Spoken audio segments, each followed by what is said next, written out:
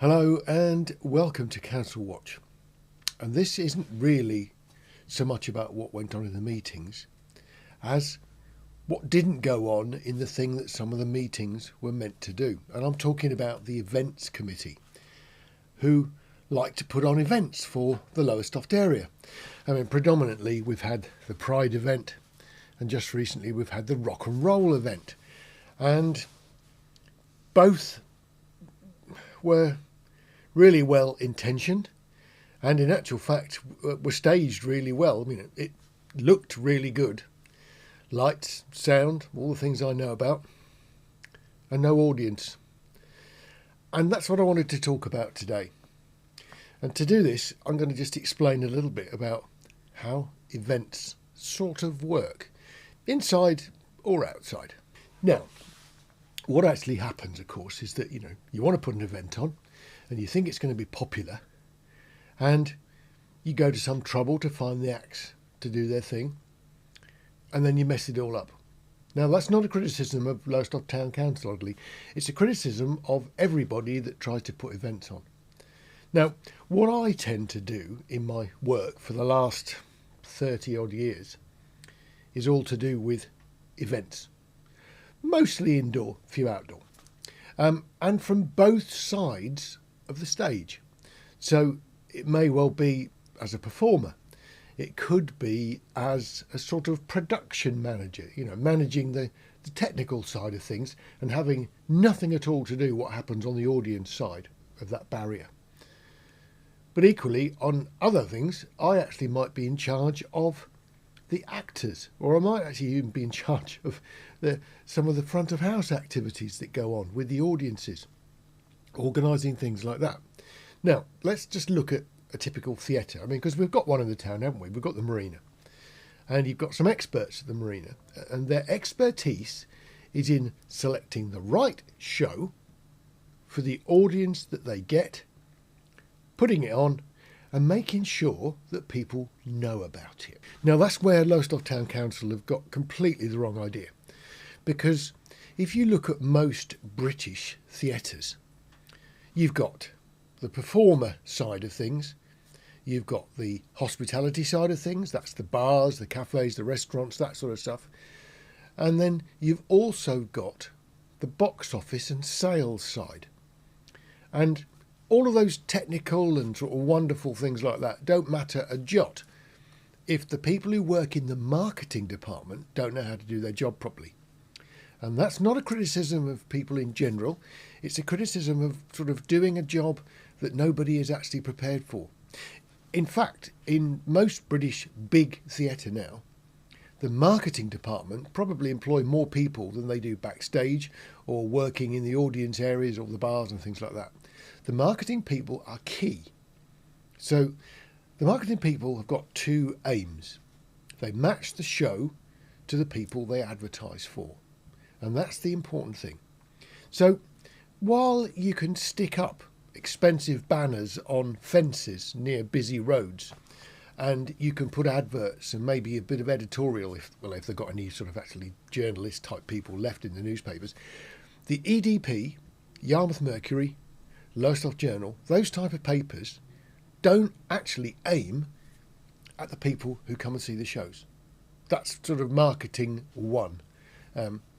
The people who read newspapers nowadays are not the sort of people who come to see the shows in general.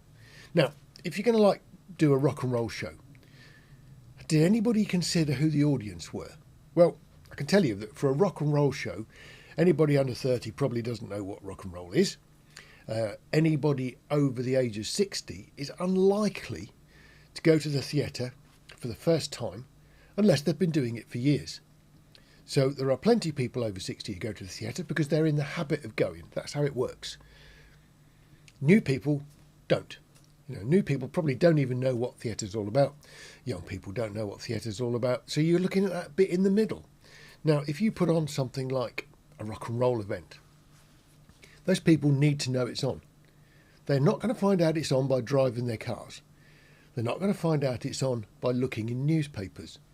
You need to find out where those people spend their leisure time watching advertising style media outlets. So what do I mean by that? Well, Facebook's a very good example. Facebook is more attractive to slightly older people.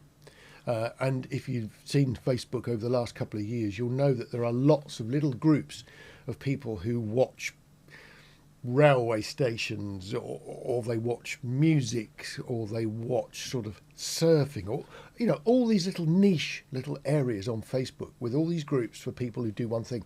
Well, there's plenty of rock and roll ones. There's also quite a lot of local music groups. So in actual fact, you can find at least 5 that I know of where people are talking about things like music locally, and often bemoaning the fact that that events have happened. And that's where I saw this. It wasn't from watching the council. It was from watching a Facebook group where people had put photographs of the event at Sparrow's Nest with nobody there. It wasn't particularly nice weather, I suppose. And the comments in that group of people were all about, I would have loved to have gone if I'd known it was on. Nobody bothered to actually advertise it there. There were adverts for it on the Lowestoft Town Council website. Who the heck looks at that? People don't know that website even exists. They're not interested in politics and things like that. So they certainly don't log into the local town council. Well, I suppose they do if they want to complain about something.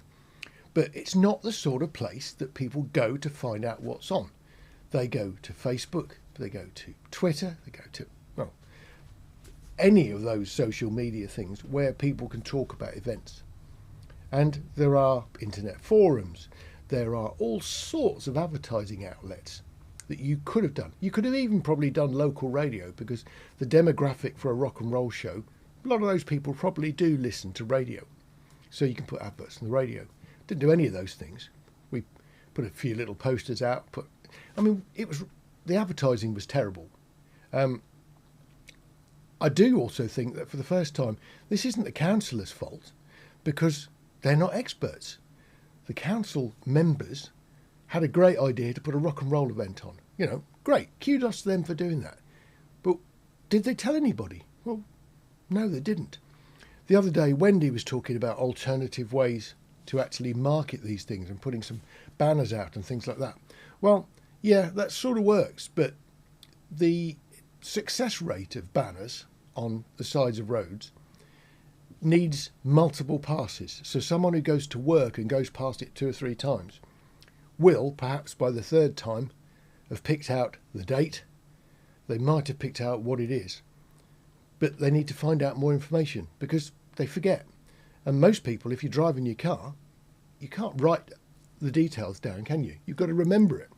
So you have to remember that, like, banner things are just to raise the sort of the things in your head, and then you've got to go and search it out and find it.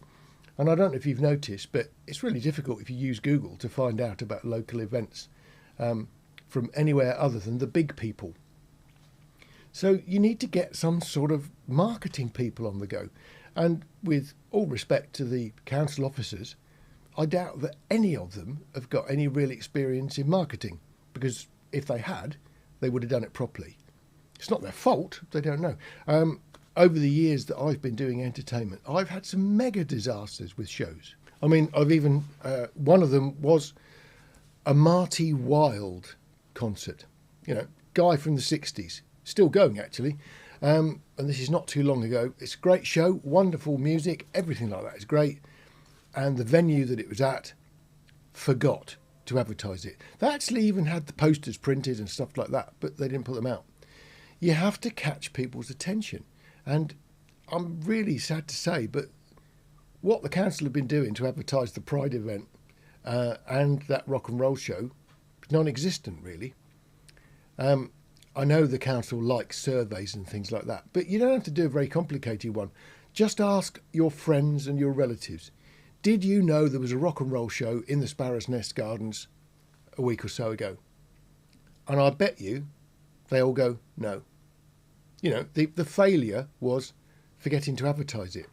And the worrying thing was that show cost the council a lot of money. So it didn't generate any income from people because it was a free event.